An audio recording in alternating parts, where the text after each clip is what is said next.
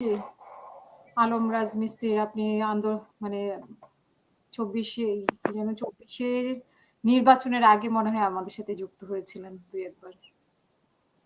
জি, বলেন। জি। আপনার প্রশ্ন। হাসিনা আপু, আপনাকে সহ আমার অতিথি স্যারদেরকে সহ আসসালামু আলাইকুম। জি। আমার কথা হলো কি স্যার, বেকার সংস্থা দূর না করলে চাঁদাবাজি বন্ধ করা খুবই মুশকিল। সরকারি সিস্টেমেই আমি দেখতেছি যে চাঁদাবাজির সিস্টেম করে দেওয়া আছে। যেমন দুই একটা উদাহরণ দেই আপনাদেরকে।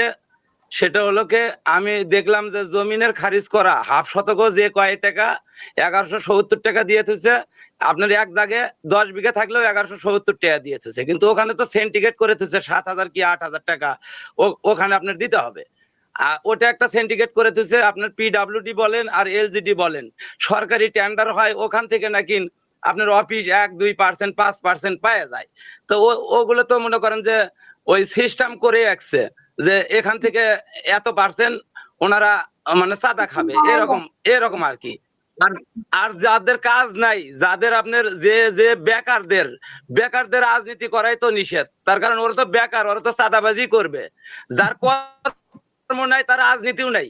যার কর্মর ব্যবস্থা করে দিবেন আপনারা, আশা করি তাহলে চাঁদাবাজি বন্ধ হয়ে যাবে। আসসালামু আলাইকুম। অসংখ্য ধন্যবাদ আপনাকে আমাদের সাথে যুক্ত হওয়ার জন্য।